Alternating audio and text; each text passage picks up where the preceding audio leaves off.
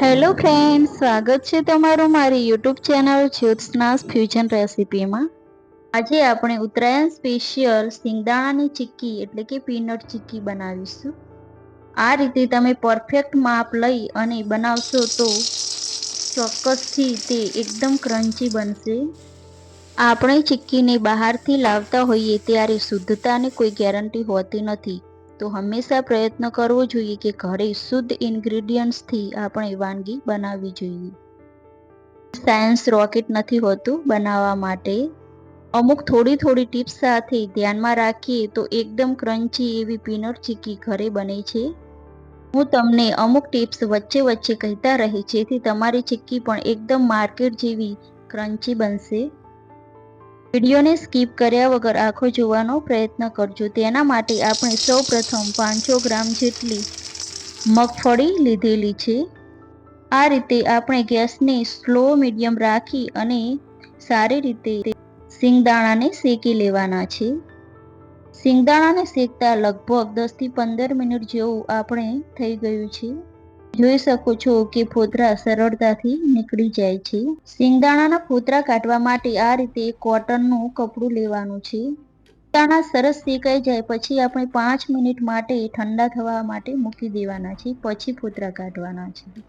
એકદમ ગરમ સિંગદાણા હશે તો સરળતાથી ફોતરા નહીં નીકળે, એટલા માટે 5 મિનિટ પછી આપણે સિંગદાણાના સારી રીતે ફોતરા કાઢી નાખીએ। જોઈ શકો છો તમે ફોતરા કાઢતા સિંગદાણા સરસ ડબલ ભાગમાં ડિવાઈડ થઈ ગયા છે।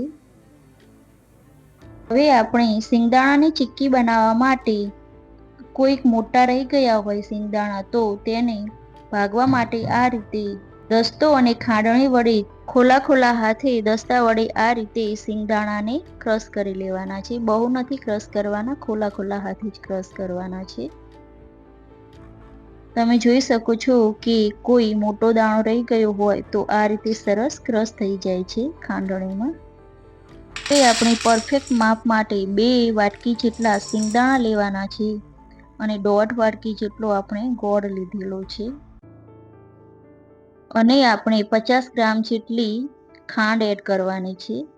500 ગ્રામ સિંગદાણાની સામે આપણે 400 ગ્રામ જેટલો ગોળ અને 50 ગ્રામ જેટલી ખાંડ એડ કરવાની છે। આ રીતે પાણી એડ કર્યા વગર જ આપણે ગોળને સારી રીતે ઓગાળી લીધો છે। હવે આપણે 50 ગ્રામ જેટલી ખાંડ એડ કરી છે અને તેને પણ સારી રીતે મિક્સ કરી અને પીગાળી દેવાની છે।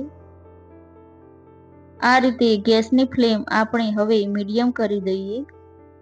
ઉપર તમે જોઈ શકો છો કે ગોળ આ રીતે સહેજ બબલ્સ ઉપર આવવા માંડે પછી આપણે 1 ચમચી જેટલું પાણી અને 1 ચમચી જેટલું ઘી એડ કરવાનું છે।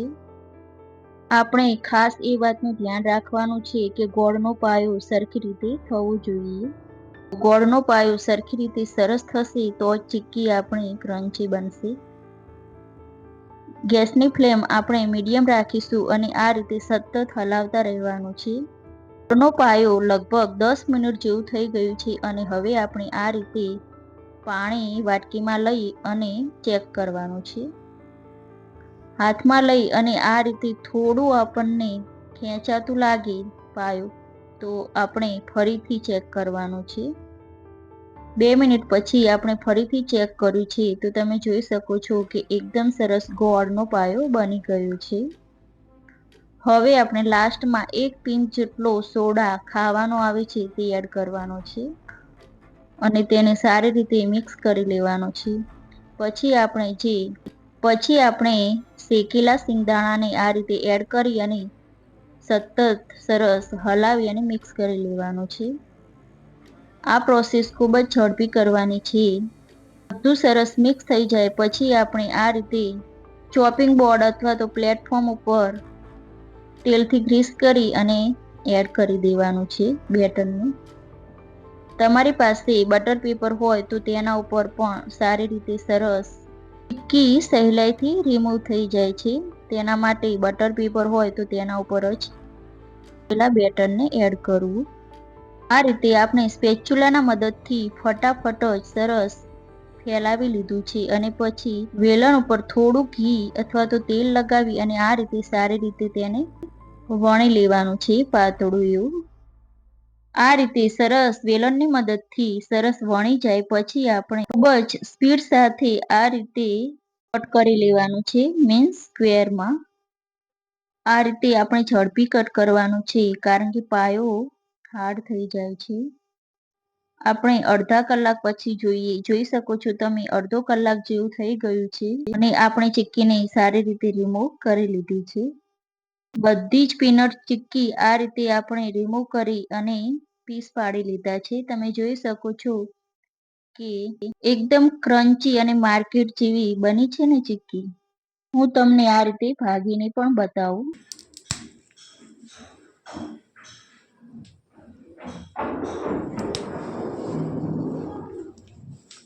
ખૂબ જ સરસ એવી આપણે માર્કેટ જેવી જ ઘરે ચીક્કી બનાવીને રેડી કરી દીધી છે. આપણે આ રીતે એરટાઇટ કન્ટેનરમાં ભરી અને ઉત્તરાયણ ઉપર એન્જોય કરી શકો છો. તમને મારી આજની રેસીપી પસંદ આવી હોય તો મારી ચેનલને લાઇક, શેર અને સબસ્ક્રાઇબ કરજો. બેલ આઇકોનને જરૂરથી પ્રેસ કરજો વધુ આવી અવનવી રેસીપીઓ જોવા માટે. Thank you for watching. Bye. Take care of you. Jyotsna's fusion રેસીપીને લાઇક, શેર અને સબસ્ક્રાઇબ કરવાનું ના ભૂલતા.